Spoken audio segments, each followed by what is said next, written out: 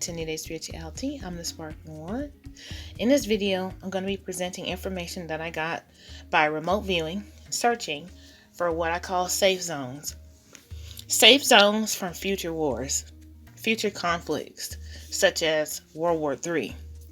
The criteria that I look for, of course, abundant resources, but what these safe zones essentially are pockets of elevated consciousness that have grouped together to ensure each other's survival in dark times. I wish I could be more detailed, but what I'm presenting on this map is a general location, like what states have like a higher degree of light and of higher consciousness. These safe zones will be located.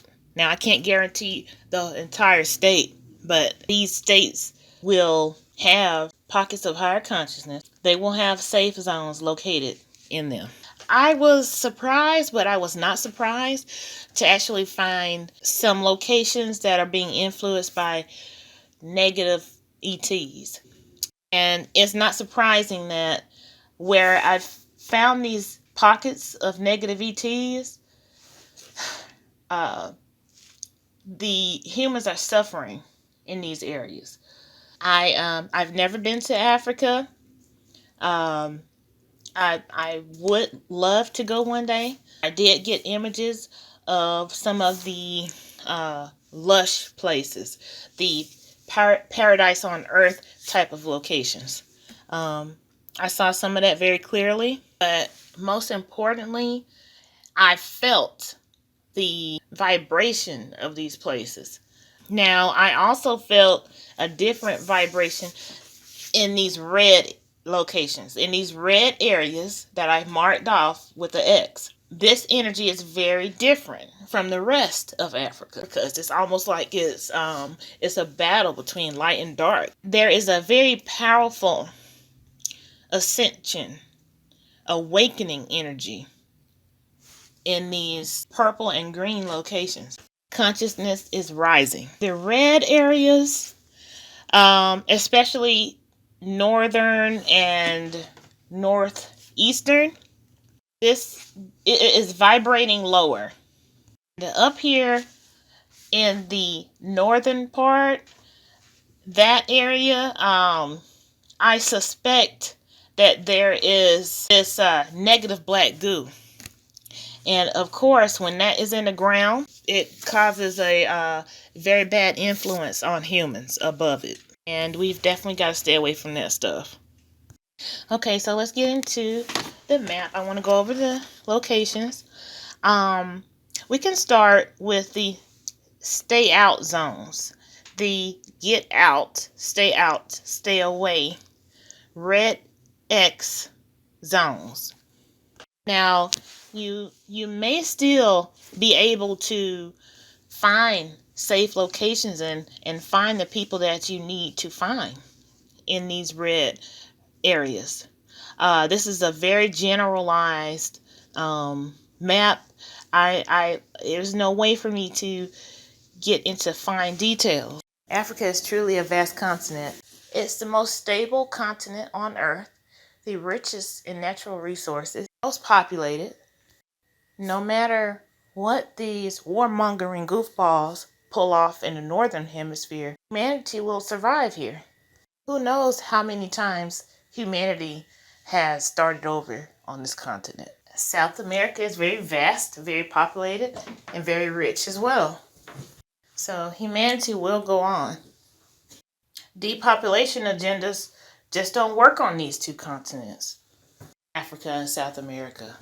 Okay, so I want to explain my color key. These safe zones are marked as green and purple, with the distinction being green is for safe zones for the people that are already there. They've been there. They are indigenous or they're long-term citizens, and they belong to this area.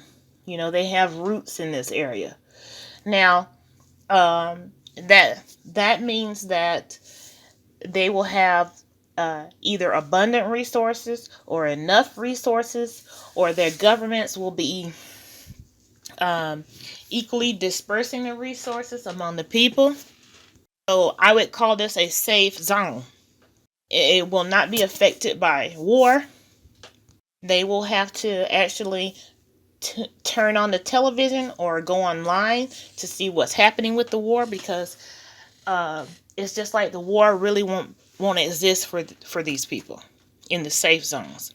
Now, purple is for safe zones that welcome outsiders. They welcome foreigners.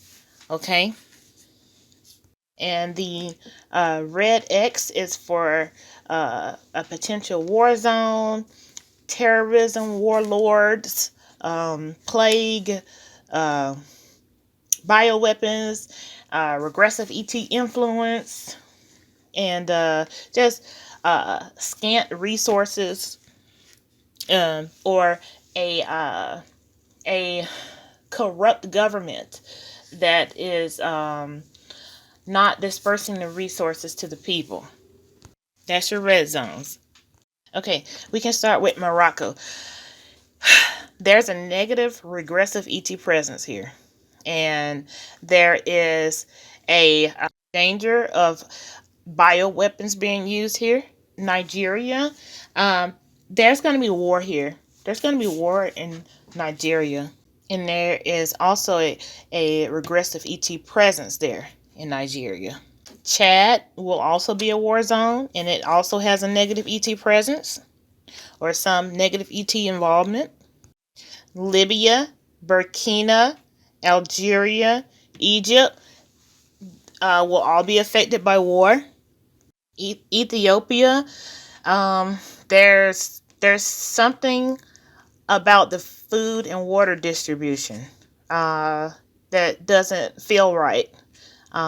Like maybe some corruption with that, or that the resources will be scarce. And then there's also danger of a bioweapon or some plague breaking out, or some bioweapon being used on the people. Sudan is not going to be outsider friendly and or foreigner friendly. It's going to be a harsh place to live. But southern Sudan will actually be more of a refuge, and the people will, there's higher consciousness of people there that will come together. There's more of a sense of community in southern Sudan. So if you are in Sudan, if you can make your way down to southern Sudan, there's another element to be concerned about, and that is these renegade, wild people that band together and they go and harm other people for resources and for whatever reasons. I feel like they're just dangerous, wild people. They could be terrorist groups, or just warlords, warmongers, just that type of energy. These are clans of wild people. And I found this energy for Botswana, Tanzania, Gabon, Somalia, Sierra Leone. These people are very dangerous. They act this way because of a lack of resources. They show no mercy. They hate foreigners. I don't know if you guys heard of these future predictions for South Africa, where in these future predictions, they're warning foreigners that may be living there that there will be uprisings and attacks on foreigners in South Africa. Now, I actually didn't pick up on that for South Africa, but there are some locations that are bordering South Africa that have that type of energy. where these are very wild, renegade people that will just kill foreigners and take whatever they want. That's Botswana, Mozambique, Chad, Central African Republic, Madagascar.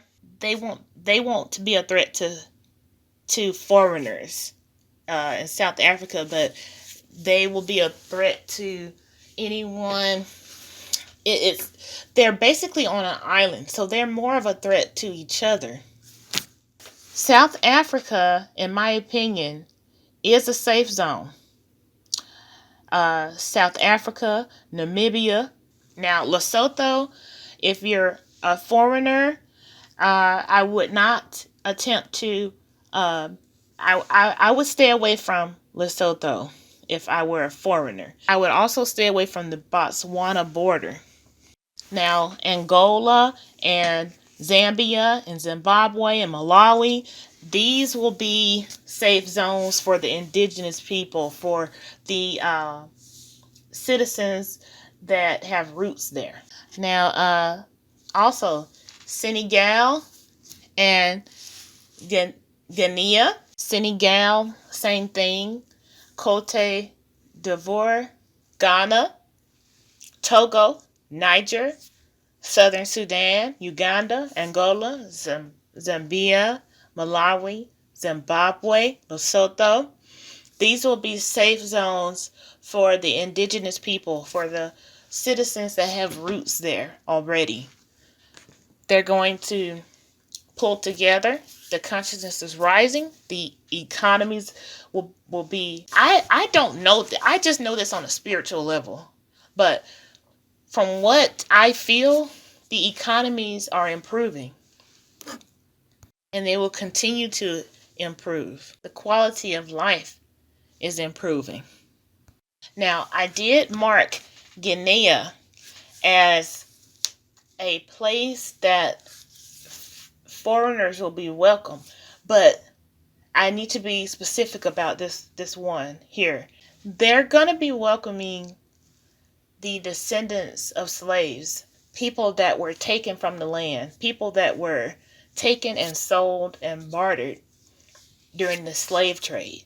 So they're going to be welcoming back the descendants of slaves. I don't get the sense that they're going to be welcoming just all sorts of foreigners back. But I think there may be some of that. But let's see. It's called Guinea-Bissau and Guinea right here. I believe that some foreigners may be welcome to a certain extent, but mainly the descendants of slaves will be welcomed back in this area. Foreigner-friendly safe zones are going to be located in Mauritania, Mali, Benin, Namibia, and South Africa, Swaziland, and Burkina. But I do need to insert a warning here, a warning of caution. If you are a foreigner, or if you are someone that the people there would deem an outsider that they are welcoming in, there is something being planned by some of these governments. Okay. It's hard for me. I can't know every detail, and I'm trying to piece everything together.